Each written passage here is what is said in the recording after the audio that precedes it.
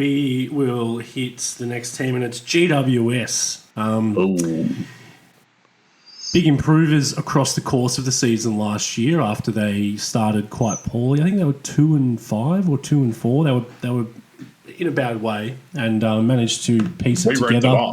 We wrote them off, if you remember, Tom, after I think it was round 2 or 3. Yeah, they pretty much said they were done. And going into last season, I didn't think they were going to be much good either. Like, they missed the finals in 2020, didn't they? Yeah. So, I mean, are they back?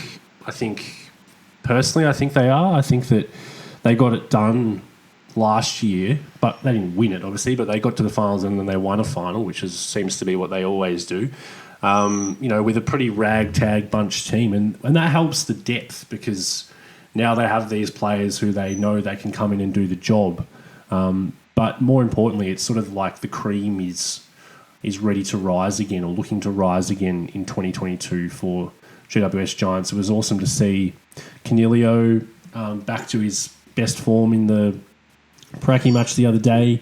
We know how good their good players are. Whitfield, Kelly, Taranto, Hopper, Green, obviously missing for the first few weeks. Who? Hogan. Hogan. It's just crazy that Jesse Hogan plays. He's there. Sam Taylor. So we know who these guys are. They're good. They're going to be playing well. They've improved their depth last year by virtue of necessity in needing to bring these guys in and give them games.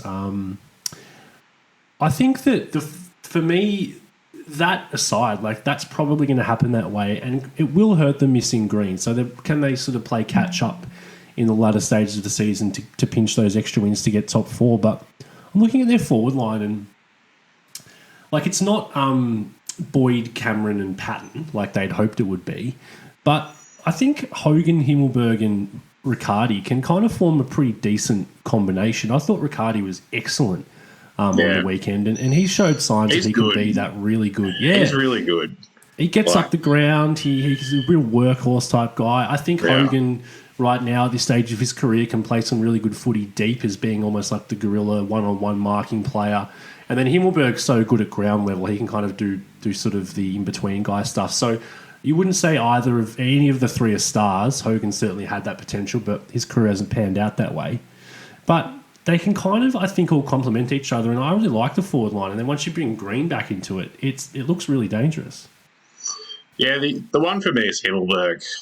He's sort of, you said none of the three are stars, and that is right. Himmelberg has shown traits of star traits, if that makes sense. He's flashed these abilities where you're like, well, that consistently could be a star, but never really put it together for, a season. He's probably never really put it together for 6 weeks, really. But if he can do that, you sort of really start to see something really dangerous, I think, in that forward 50, because you're right, Hogan at this point is a chest-to-chest contested marking forward.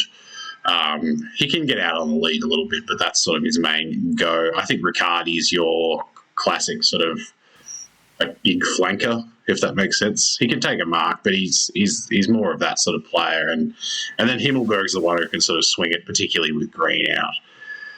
The midfield is obviously stacked as hell. Canelio being back in, you just sort of whoa, remember how many good players this team has. Tom Green could potentially take another step this season.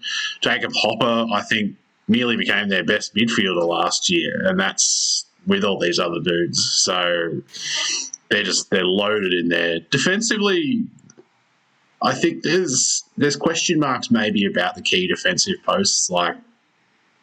Sam Taylor's obviously a young star of the competition. But then after that, Phil Davis is declining. I think Nick Haynes is... I'm interested to see how Nick Haynes goes this year, because he sort of got moved around in his role a bit last year. Taylor was sort of being used as that interceptor. Then Haynes went back to the interceptor and then moved off it again. And it's sort of...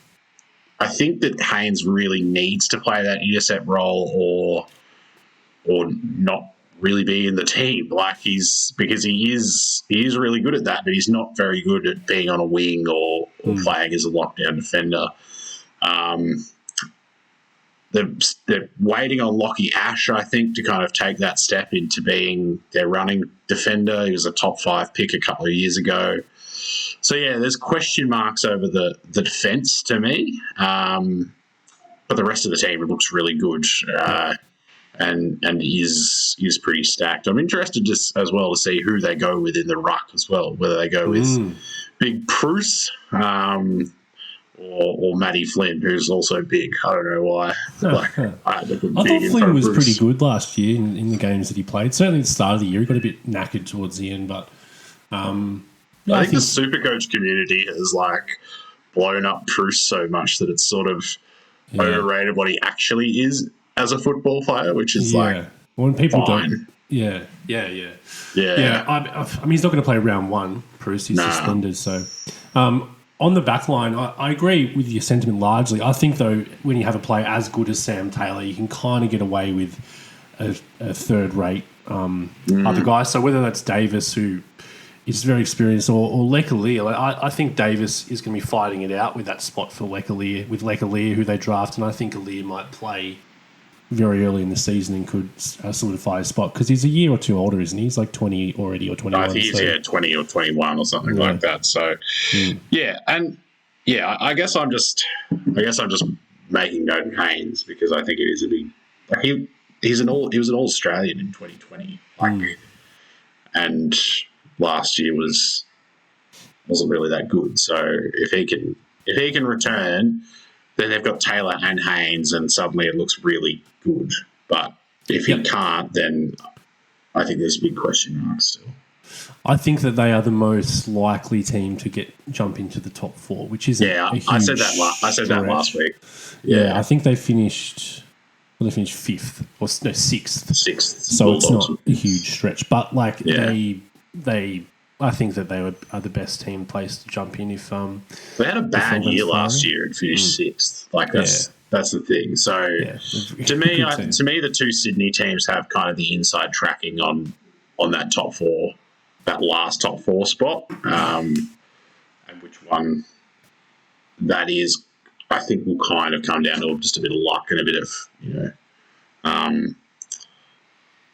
injury luck and that kind of thing. So, one guy who didn't have too much luck with his injuries was this man.